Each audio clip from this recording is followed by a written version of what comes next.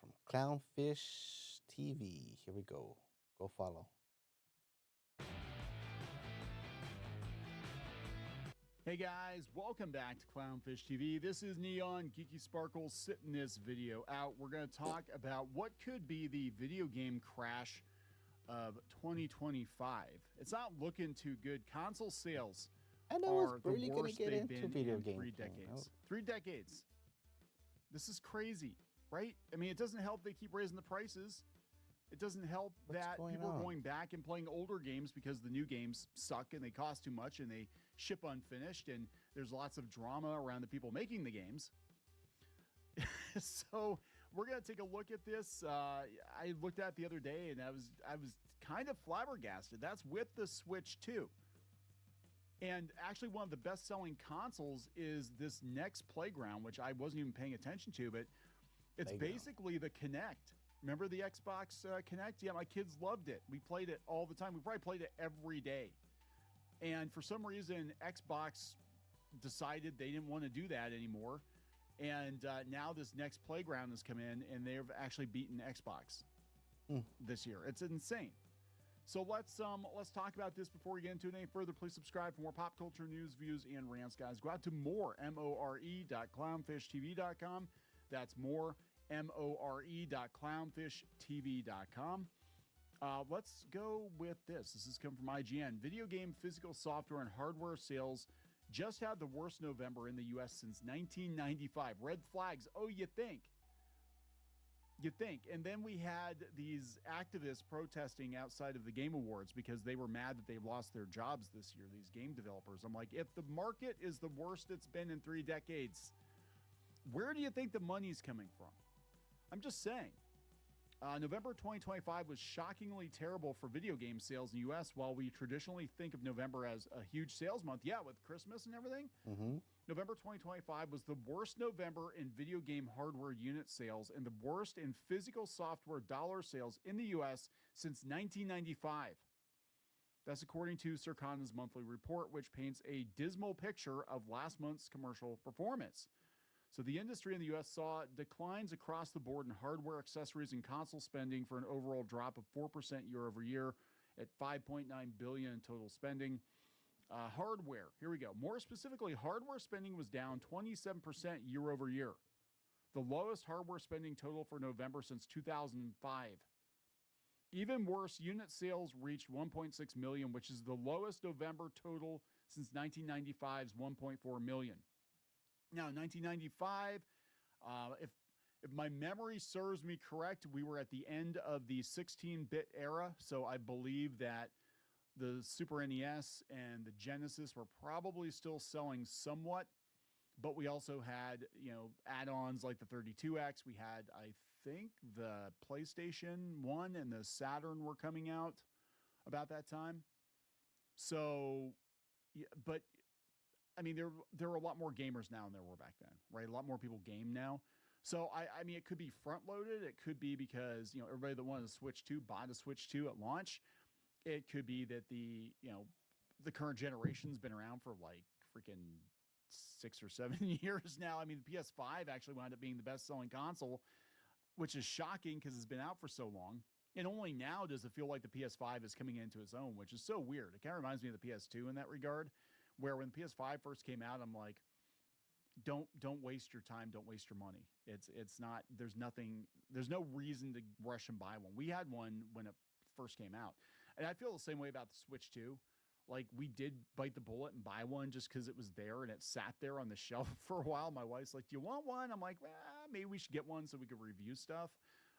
And I literally played it twice. I think I played it twice. I don't really care. And I'm not real happy with Nintendo. But yeah, I think a lot of people are just going back to retro games. They're tired of not owning their games. The consoles cost too much. I mean, Xbox, we're talking these consoles are 5 years old. They're jacking the prices up. Back in the day when your console was 5 years old, it was like $50 or $99, right? It said that's representative of declines across the board. Xbox Series hardware sales were down 70% year over year. PS5 sales were down 40%, and combined unit sales of Nintendo Switch and Switch 2 were down over 10% from Switch sales last year. despite being a launch year for the Switch 2. People were tired of it. I think people were tired of the predatory gaming industry, especially the AAA gaming industry. Again, like I said, if I had it my way and I could make a console, I would pretty much just, lock us to PS3, PS4 era graphics. It would have to ship physical. Online play would have to be optional. And just ride it out as long as you can with that hardware, right? I mean, I still play old arcade games. I've got a whole, you should see my office. It's full of arcade machines. I don't need to play any new games. I like some of the new games, but I don't need to play them. I think a lot of people feel that way. So what's going on? As pointed out by Circana Senior Director Matt Piscatella, video game hardware has never been more expensive, reaching an all-time November high of $439 per unit, up 11% year over year. The Xbox specifically saw its average price per unit increase by over 30%, perhaps confirming one reason why folks aren't so keen to buy Xboxes. With the Nintendo Switch 2, Piscatella said he's waiting on sales, or he's watching them very closely, and offers us analysis. Okay, so this is what he says. This was the Switch 2. And I'm telling you right now, as a guy who owns one, it's not worth buying right now. It really isn't.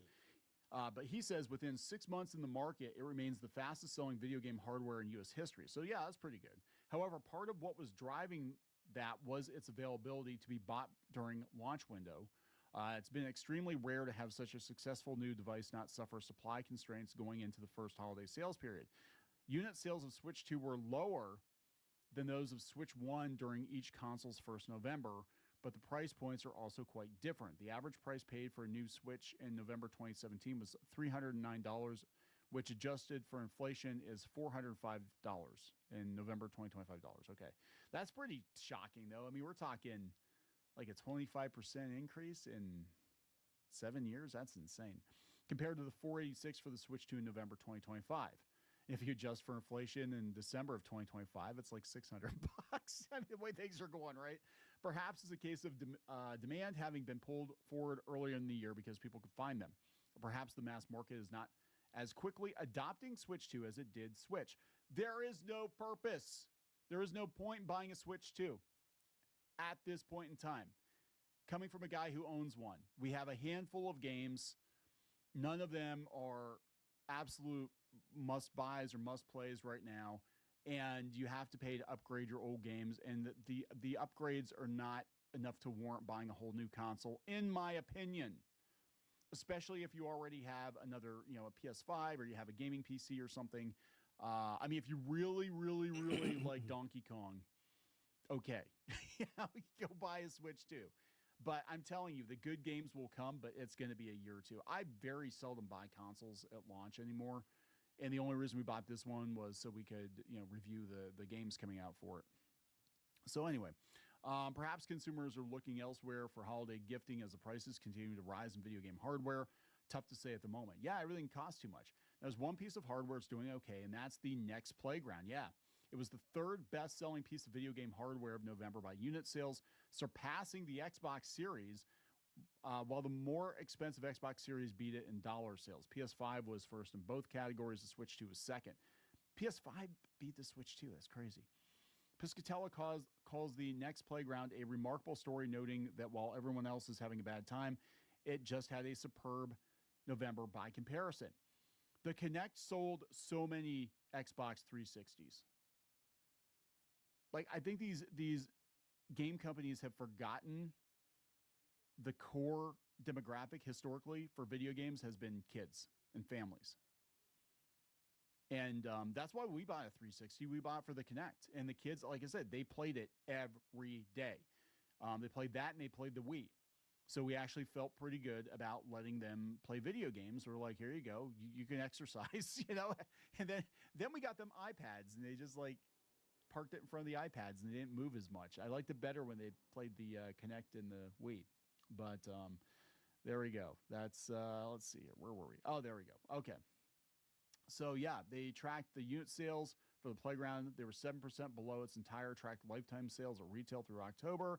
It was only $200. It had strong placement at retail and some successful influencer and viral marketing efforts. Next Playground became one of the hottest video game products of the holiday season during the month. Yeah, it's largely sold out. Secondary prices on eBay are soaring accordingly. It's a family system. It's easy to play. It's designed to play. That's what video games used to be. Easy to understand for the family, for Yep. kids, fun, and now they're not fun. They're very expensive, and they're just a lot of these consoles are just budget cut, cheap ass gaming PCs, right? So things aren't looking better on the content side. Well, Circana reported that content spending was up 1% year over year. That's with subscription spending rising 16%, 2% growth in mobile. Physical software sales dropped 14% year over year to the worst November since 95. Well, okay, physical though. How many games don't even ship physical copies anymore? You know what I'm saying? It's kind of like it said Call of Duty Black Ops 7 put the Call of Duty franchise back on top for another debut month. It's tricky to make precise comparisons between Black Ops 7 and its predecessor, Black Ops 6, given both games launched into the Xbox Game Pass. Red flags. Here we go. Red flags. This is shaping up to be a pretty weird year. I asked Piscatella. He sounds like he's like a mobster or something. I asked Piscatella what he makes of all this and what it means for the game industry. He pointed out that much of the story remains to be told in December, and that it's possible consumers are waiting for better days closer to the holidays. I don't think so. Ooh, excuse me. I think that is I mean, I could be wrong, but I think this is an indicator of things to come, which is people are going to stick with the consoles they have. They're going to buckle down, especially with the RAM prices going up. They're not going to invest in a new console that's not proven yet, especially with the predatory practices going on in the video game industry. And they're going to wait and see what the clear winner is, I think, for the next generation. They might be waiting on like a PlayStation 6. I mean, PS5, like I said, PS5 just feels like in the last year or two, especially with Astrobot and Stellar Blade and a few other games, it has just come into its own. And it took them 5 years, to get there, right? It's possible economic factors and the price of consoles are pushing people to hold off. Yeah. If you've got old consoles, why buy a new console? This is what they said. Retail spending had been holding up relatively well until now, despite the pressure from higher prices we've been seeing in the market. More affluent consumers have kept on spending, which has made up for some of the declines in spending from the less affluent portions of the market. Perhaps this is a sign that those higher prices are beginning to impact purchases of pricier items like consoles, perhaps not. However, if the crunch on RAM pricing continues, if we see rising prices on consoles and gaming PCs over the coming months, it could theoretically be potentially devastating to the dedicated gaming device market. Yeah, I think a day of reckoning is coming. A day of reckoning is coming. I don't think that consumers are going to buy a brand new $1,000 console every couple of years and then buy $80, $100 games. That's insane. Just if you're happy with your PS4, you play it till it breaks, because a lot of people wish they still had their PS2 or their PS1. They're going back and buying N64s. Have you seen Super Nintendo prices lately? I mean, they're going back and buying these older games because they were simple and the games were self-contained and you plug it in and you play. Yeah. And what are they doing with the new generations beyond giving us a lot of AAA slop that people don't like? They're just re-releasing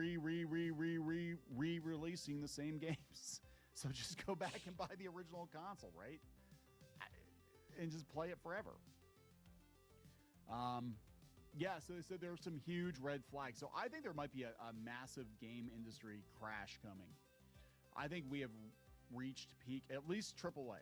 We have reached peak AAA gaming. I think it's all downhill from here.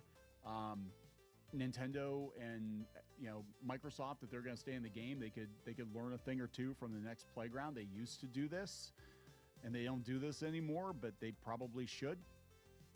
I think it was really stupid of them to give up on the kid market. Whatever. What do you guys think? Leave a comment. Let me know. Gonna wrap it up. Please subscribe. We'll talk later. Go subscribe. Clownfish TV. All right.